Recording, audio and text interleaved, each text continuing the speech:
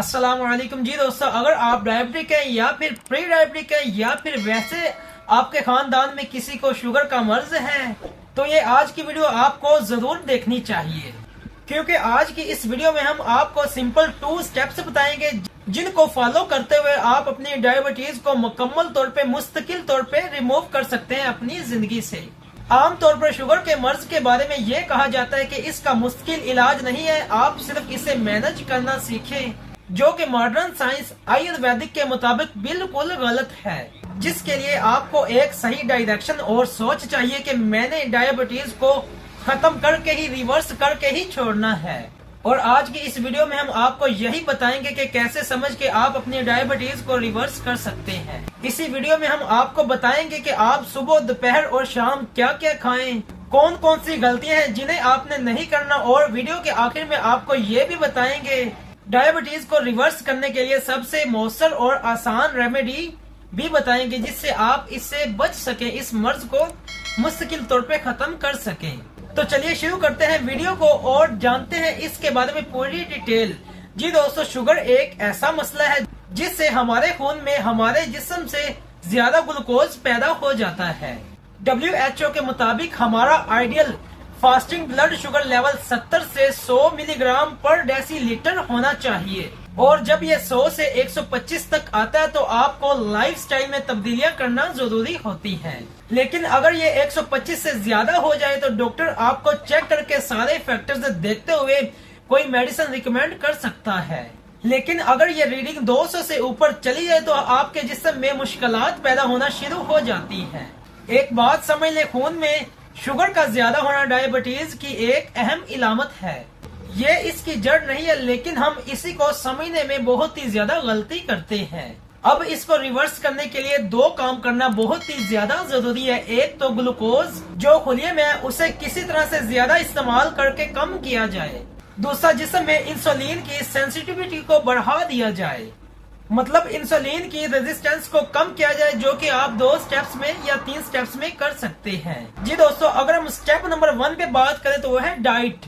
एक बात आप सही तरह से समझ लें कि शुगर का मर्ज बुनियादी तौर पे गलत खुराक खाने की वजह से ही होता है।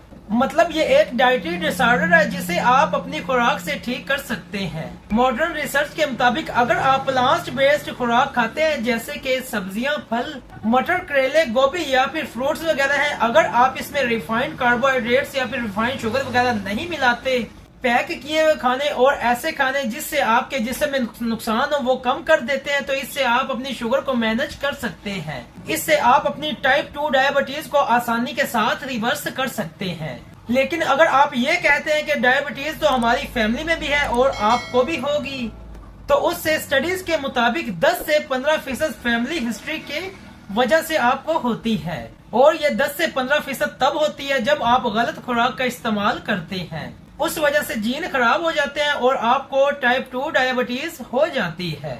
मतलब ये कि अगर आप अपनी खुराक को ठीक कर लेते हैं तो ये जेनेटिक या फिर फैमिली हिस्ट्री वाली डायबिटीज से आप बच सकते हैं। अब खुराक कौन सी खानी चाहिए, तो सबसे पहले आप ताज़ा फल अपने नाश्ते में ज्यादा से ज्यादा खाएं। आप खट्टे फल वगैरह सारे खाएं, जैसे कि लेमन, अमरूद, माल्टे वगैरह है, इसे आप अपनी खुराक में शामिल लाजमी करें।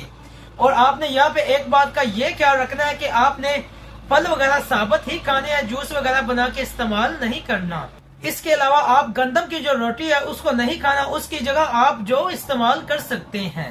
अब दोपहर के खाने के लिए बेहतर है कि आप सब्जियों से खाना स्टार्ट करें, जिसमें आपको काफी ज्यादा फाइबर्स और एंटीऑक्सीडेंट मिलते हैं, जिससे आपको शुगर का मसला नहीं होता। आप खीरा, गाजर और बंद गोभी को सलाद वगैरह में लाजिम शामिल करें। उसके बाद अपना खाना ऐसे स्टार्ट करें जिसमें प्रोटीन बहुत ही ज्यादा हो। शुगर के मरीजों के लिए बेहतर है कि गंदम या सफेद चावल कम से कम खाएं।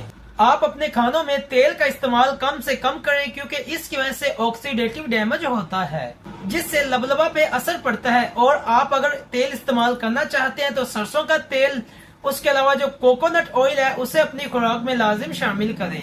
अब आप डिनर में क्या खा सकते हैं, आपने स्टार्ट सब्जियों के साथ ही करना है। अब डिनर का खाना भी आप सलाद के साथ इस्तेमाल करें, और सलाद में आपने सिर्फ प्याज को शामिल करना है, क्योंकि इस पे स्टडीज है कि ये ब्लड शुगर को बहुत ही तेजी के साथ कम करता है। सिर्फ 100 ग्राम प्याज खाने की वजह से सिर्फ 4 घंटों में आपका ब्लड शुगर लेवल गिर जाता है। और खाने में दाल, सब्जी और खिचड़ी का जो इस्तेमाल है वो ज्यादा से ज्यादा करें।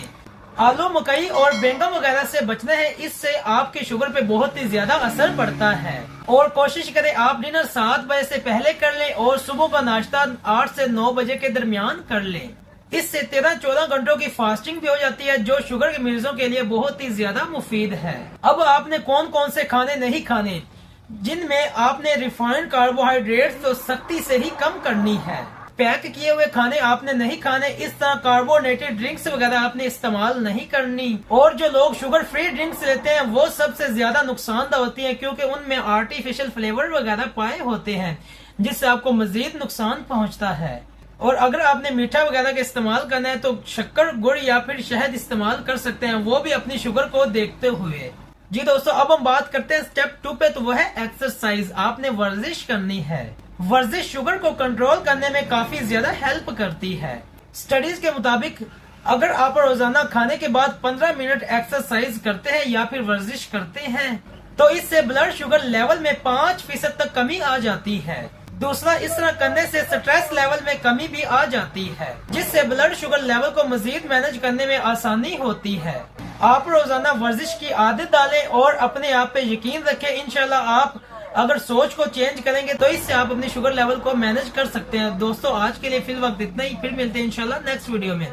उम्मीद करता हूँ आपको ये वीडियो काफी ज्यादा पसंद आई है। अगर आपको अच्छी लगी है तो लाइक एंड शेयर भी कीजिए और चैनल पे नए आए तो सब्सक्राइब करना भी मत भूलें।